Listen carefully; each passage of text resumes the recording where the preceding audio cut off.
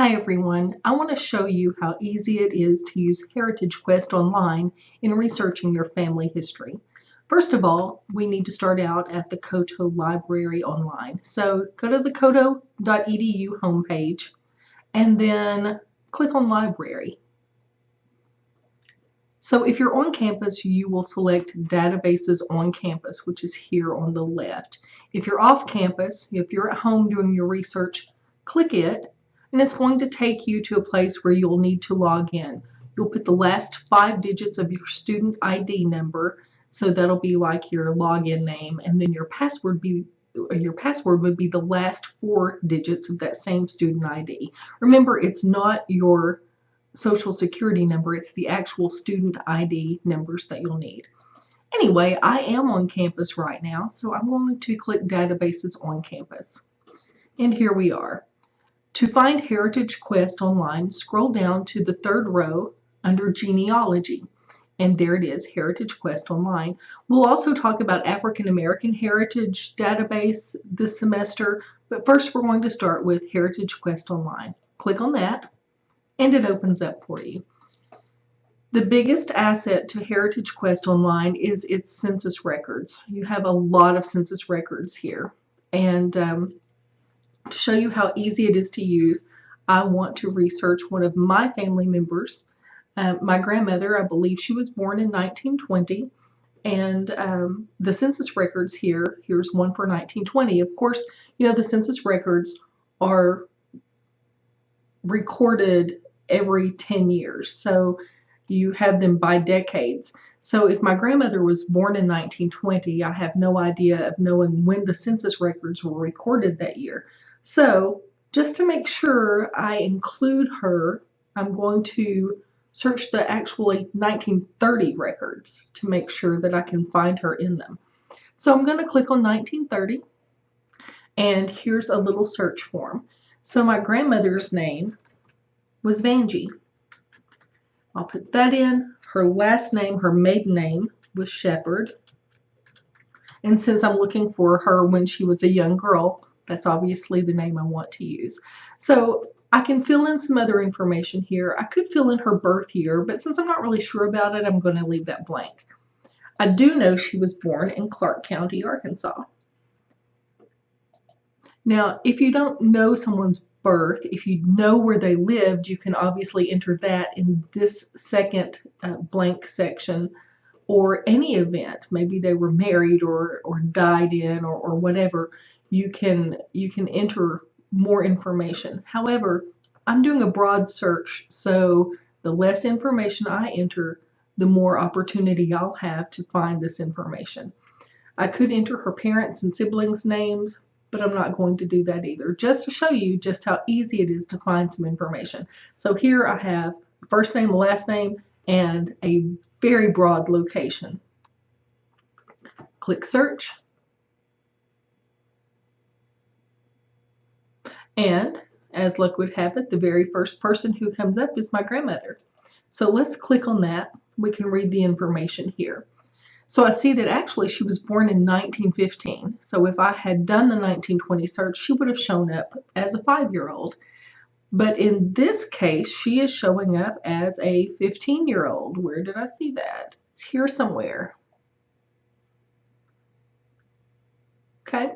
So, well, if she was born in 1915 and this is 1930, we know she was 15. So she was living with her parents. She was single. She was a daughter, and we know that they lived in Alpine.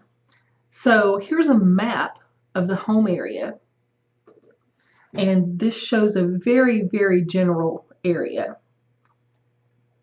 It would not necessarily take us specifically. It should get us pretty close with today's GPS data. Anyway, I'm going to click off that and go back here to show you something else too. Because it was a rural area, there was no address, so it was by house number. You know, she was at the 94th house that they visited in that community, and it looks like there were the 97th family.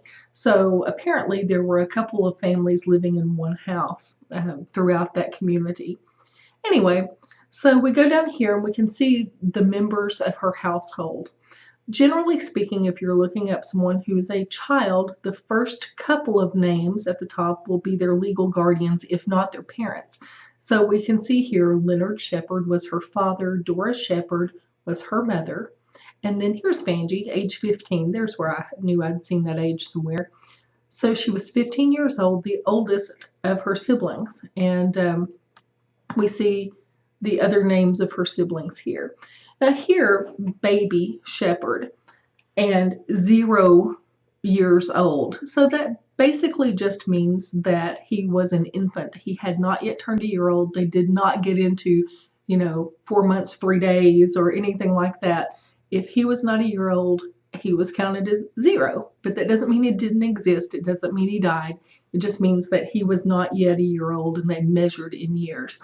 One of the other interesting things here is that it's a really quirky thing about my grandmother's family is that they began not naming their children. So baby Shepard was probably called Baby or some nickname until he was finally named when he was older. This one, I am told, Parnell Shepard, actually named himself when he was about 4 years old. So at the time of the census, he had already named himself. He heard the name on the radio. I think it was the governor of Arkansas was Relford Parnell or something like that. So he named himself Parnell. And JW, not sure how that name came about. I believe that this came about because my grandmother had a younger brother who was just an infant when he died. And they stopped naming the infants, I think, out of that superstition. So it's interesting, you can't do that today. You have to give the baby a name, and you want to give the baby a name in a hospital to make sure you can keep up with the right child. Anyway, it wasn't like that then. All of these children were born at home, none were born in a hospital. And so from finding this information years ago, I was able to ask my grandmother about it. And that's when she told me that her siblings, for the most part, named themselves, or the younger ones did for sure. Anyway, just wanted to show you how easy it is to find out some information about Heritage Quest. Also, before I leave, I want to show you this. If you click on this area, this is the actual census form that a census taker went through and filled out. If you cannot read cursive, you're going to have a hard time reading these documents. So if you don't know how to read cursive or write cursive, please learn, or at least learn how to read it. Here we go. The highlighted area is their household. You can see that Leonard was the head of household, Dora was the wife, Vanjie was a daughter, there's a son, a son, a son, a son. And it shows their ages. All that information we just read is written in very pretty handwriting here. But it's the actual document. This is what you would want to download as proof for your assignment. And you can do that by clicking Save here. You can send an image, or you can save this to this computer, which is what I would do since I'm here working on my computer.